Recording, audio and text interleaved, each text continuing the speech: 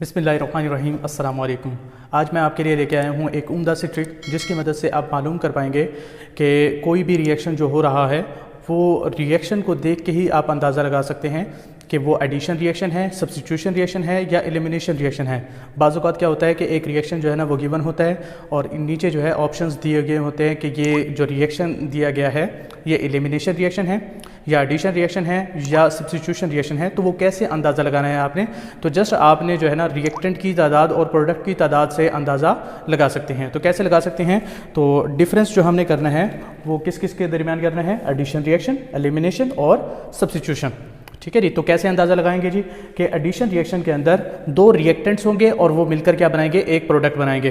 तो जब भी आपको ये लगेगा, मतलब रिएक्शन जो है वो आपने देखना है, स्टेटमेंट को देखना है और उसके अंदर अगर आपको ये लगे कि दो रिएक्टेंट्स मिल रहे हैं और आगे प्रोडक्ट जो है वो एक बन रहा है, मतलब दो रिएक्टेंट्स, दो मॉलिक्यूल्स मिलकर जब एक मॉलिक्यूल बना रहे होंगे, एक प्रोडक्ट बना रहे होंगे, तो उसे हम क्या कहेंगे, वो एडिशन रिएक्शन होगा।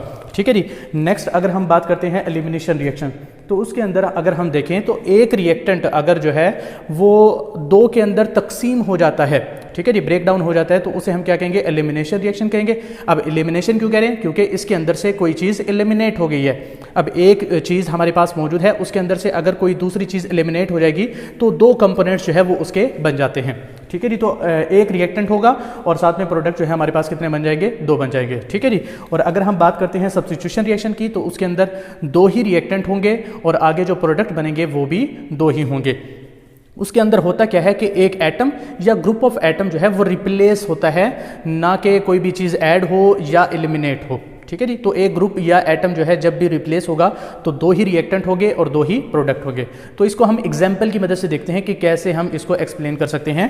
तो अगर हम देखें एग्जाम्पल जो है हाइड्रोजिनेशन ऑफ अल्कीन को अगर हम देखते हैं, तो अल्कीन के अंदर क्या होता है, हमारे पास CH2 ये इथीन जो है हमारे पास अल्कीन मौजूद है और उसके अंदर जब हम हाइड्रोजन का मॉलिक्यूल ऐड करते हैं तो क्या बन जाता है, ये अल्केन बन जाता है। अब ये जो हाइड्रोजिनेशन है ये एडिशन की मिसाल है। और अगर हम देखना चाहें पॉइंट्स के जरिए कि दो रिएक्टेंट है हमारे पास, एक ये हमारे पास कौन सा है जी, इथीन, और एक है हाइड्रोजन, वो दोनों आपस में मिलकर और क्या बना रहे हैं, एक मॉलिक्यूल यानी प्रोडक्ट बना रहे हैं जिसे हम इथेन कह रहे हैं। तो मतलब ये कौन सा है, एडिशन रिएक्शन है।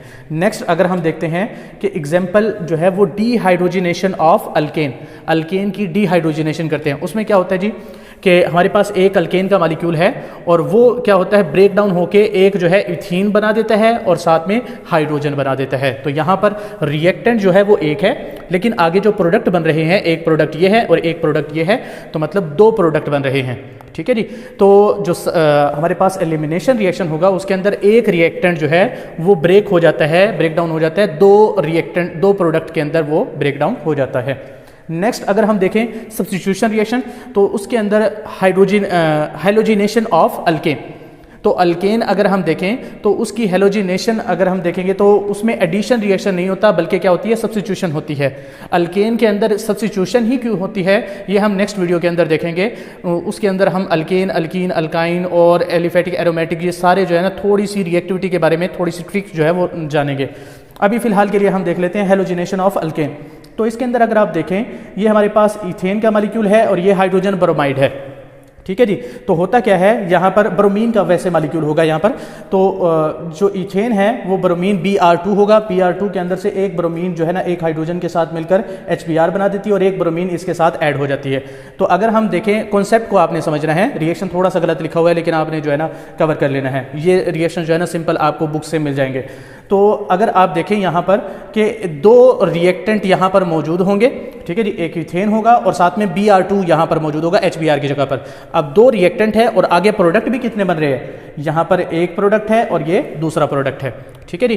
तो अगर आपकी स्टेटमेंट जो है MCQ आ जाती है और आपने बस ये देखना है कि रिएक्टेंट की तादाद कितनी है और प्रोडक्ट की तादाद कितनी है। अगर जो है हमारे पास दो रिएक्टेंट एक प्रोडक्ट बना रहे हैं तो ऐड होकर बना रहे हैं तो एडिशन रिएक्शन होगा। ठीक है जी। और अगर क्या होता है, एक प्रोडक्ट जो है ब्रेक डाउन होकर दो कंपोनेंट्स बना रहा है तो एलिमिनेट हुआ है, तो मतलब एलिमिनेशन रिएक्शन होगा।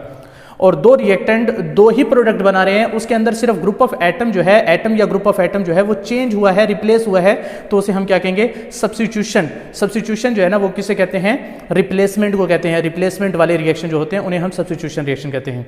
तो ये है एक उम्दा सी ट्रिक जिसकी मदद से आप जो है ना अंदाजा लगा सकते हैं कि कौन से एडिशन रिएक्शन होंगे, कौन से सब्स्टिट्यूशन रिएक्शन होंगे और कौन से एलिमिनेशन रिएक्शन होंगे।